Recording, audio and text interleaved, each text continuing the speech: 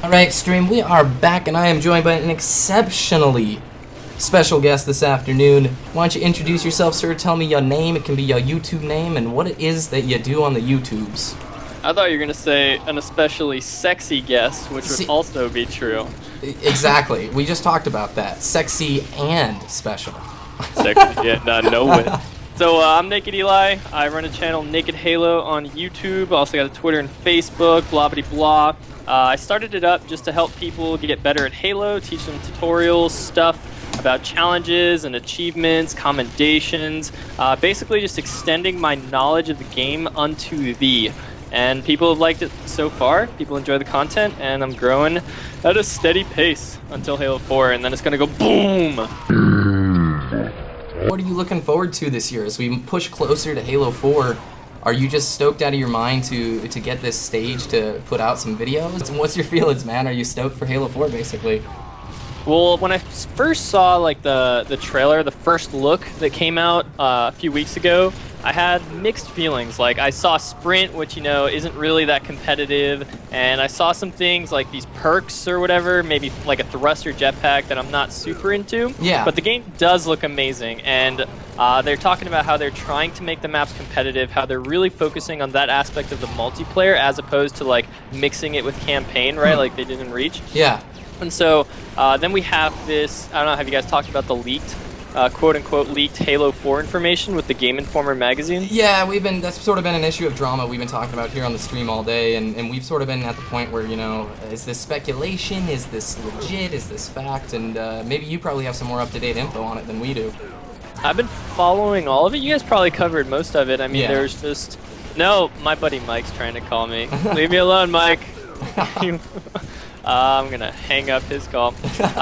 Basically, the image looks like it's somewhat photoshopped. The text has grammatical issues and numerous typos, which wouldn't be in a professional magazine, especially at that level. The Elite's model looks legit. I mean, we've never seen anything like that before. So this person either spent a hell of a lot of time designing this troll, this just massive troll on the internet, and did it very successfully, right? Yep. And also the content itself lends itself to trolling. Like, I didn't really see that much information. What I saw was things directly pulled from Call of Duty, right? Like the Spartan points, Spartan ops. Like that anyone could have made that up. That's so simple, such an easy extension. And then the rest of it just seemed like he just wanted to show the world things that would piss them off. You know, like random drop timers. Like I don't think it's legit. Frankie commented, said, you know, storm before the calm. We're going to do a podcast and talk about this quote-unquote leak. So I think because 343 responded means there's some ounce of truth. Yeah, a little to validity this, like, to it. Right, like why else would they respond if it's just a massive troll effort, other than the fact that it's really harmed the casual and hardcore communities aspect, like looking forward to Halo 4, just both sides. I don't know, I haven't seen much positive response to this. Mike, I'm gonna slap you in the D. Get off my Skype. It's all good, man, if you need to grab it, but no, I was just playing Halo 3 with him, and he knows I'm on this podcast, so he's trying to annoy the hell out of me. Trolling you, dude. Exactly. It's like, hopefully this Halo 4 information. So, I don't know. I'm hoping it's fake. I'm hoping that Frankie will clear some things up, as he always does.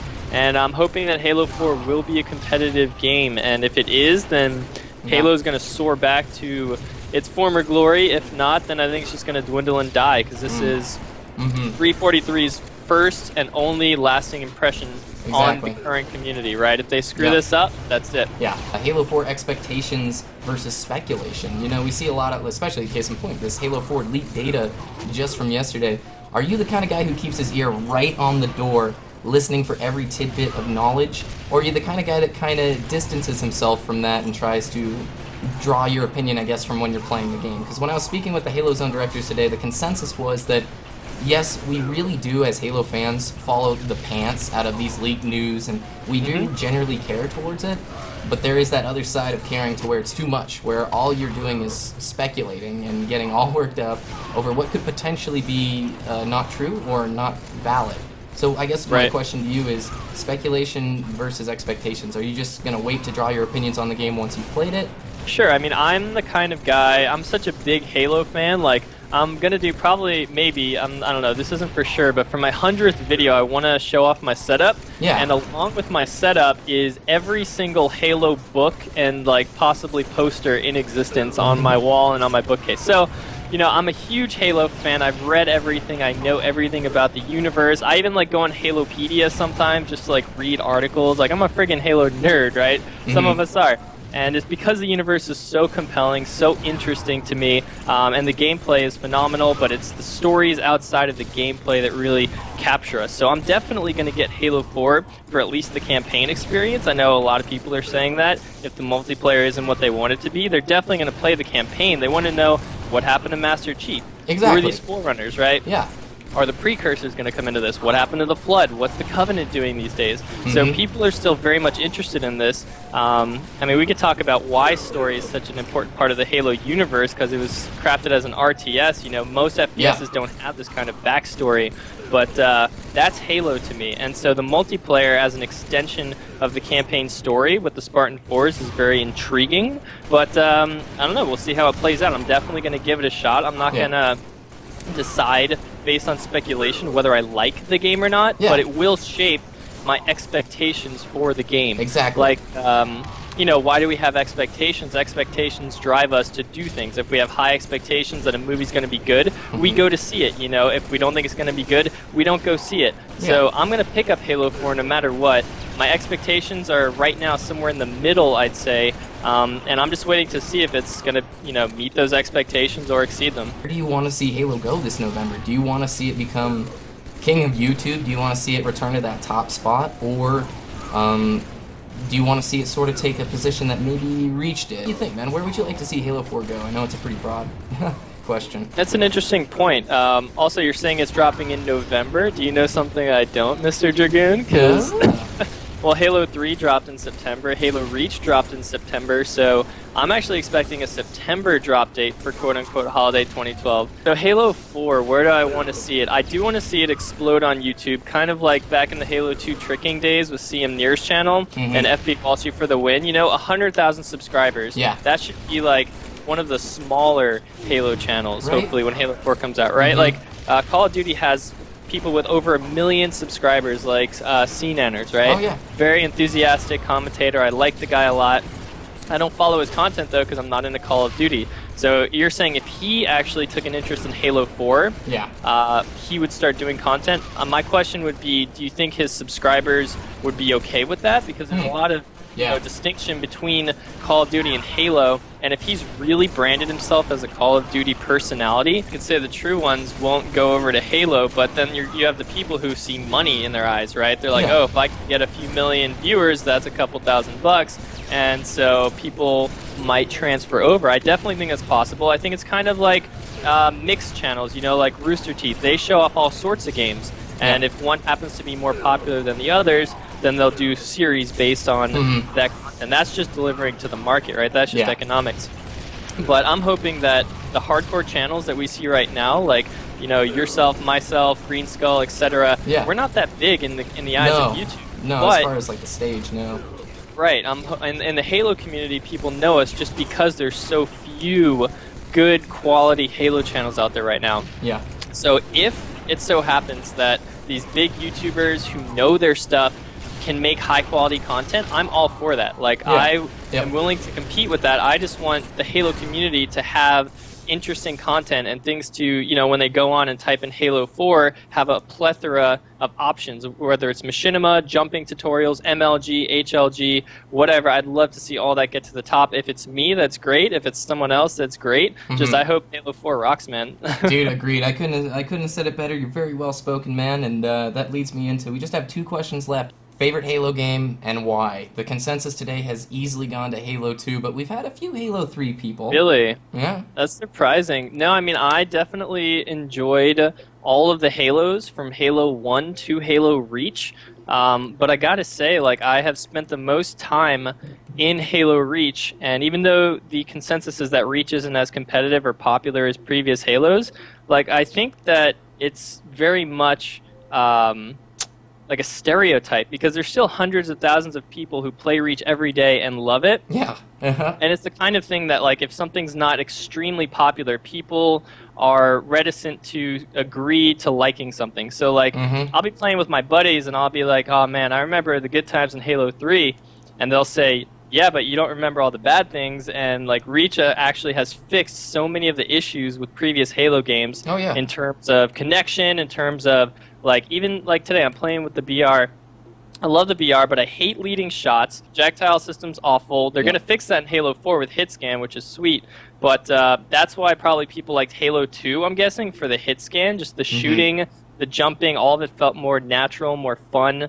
But I'm going to have to go with the Reach. I actually love the DMR. That's hit scan as well. Yeah. I'm more like a Twitch shooter, so that definitely works with my style. Yeah. Let's go beyond the multiplayer.